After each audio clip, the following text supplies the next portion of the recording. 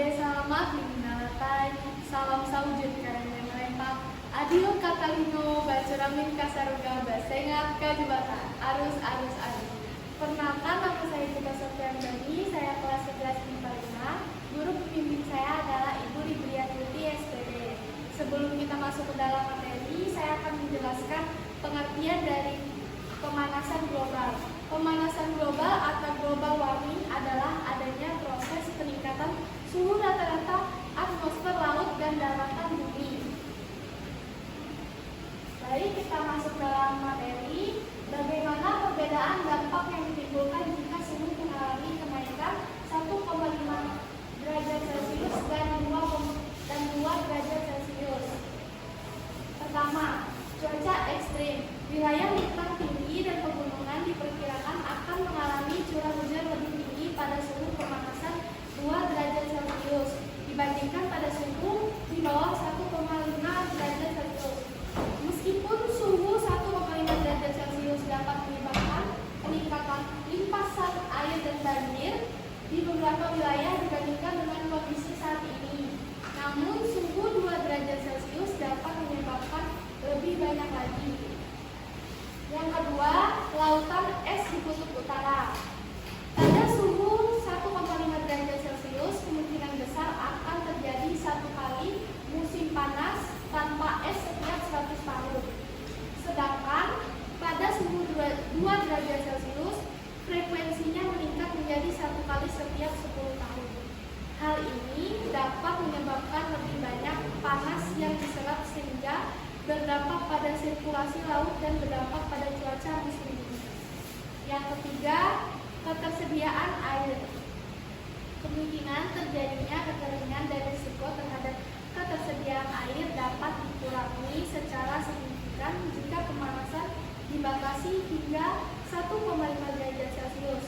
Misalnya, risiko peningkatan besaran dan frekuensi kekeringan jauh lebih besar pada suhu pemanasan 2 derajat Celcius dibandingkan dengan suhu di bawah 1,5 derajat Celcius. Pada suhu 1,5 derajat Celcius, 350 juta penduduk kota terkena kekeringan parah pada 2100. Pada suhu 2 derajat Celcius, 410 juta penduduk kota terkena kekeringan parah pada 2100. Yang keempat, spesies.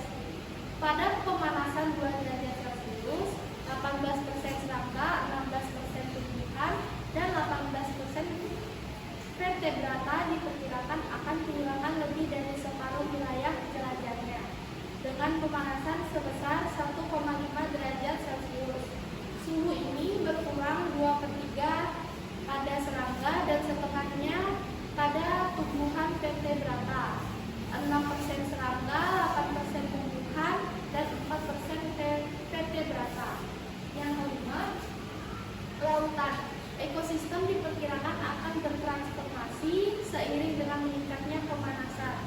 Misalnya, pada suhu 2 derajat Celcius, 13% daratan bumi diperkirakan akan mengalami pergeseran bioma atau transformasi.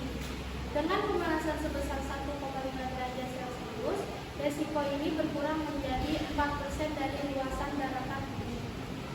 Termasuk yang keenam. Yang keenam, kenaikan permukaan. Dengan pemanasan sebesar 1,5 derajat Celcius, kenaikan permukaan air laut akan mencapai 0,4 meter pada tahun 2100 dibandingkan dengan kenaikan permukaan laut pada tahun 1986 sampai dengan 2005. Pada suhu 2 derajat Celcius, suhunya akan menjadi 0,46 meter pada tahun 2100. Yang ketujuh, pemulihan karang. Ekosistem laut sudah bertransformasi dan akan berubah secara dramatis hanya dengan pemanasan 1,5 derajat Celcius. Namun, membatasi pemanasan hingga 1,5 derajat Celcius dapat mencegah banyak dampak yang ditimbulkan oleh suhu yang lebih tinggi. Misalnya, terumbu karang diperkirakan akan menyusut sebesar 7-90% dengan pemanasan lebih dari 1,5 derajat Celcius. Dengan tambahan setengah derajat atau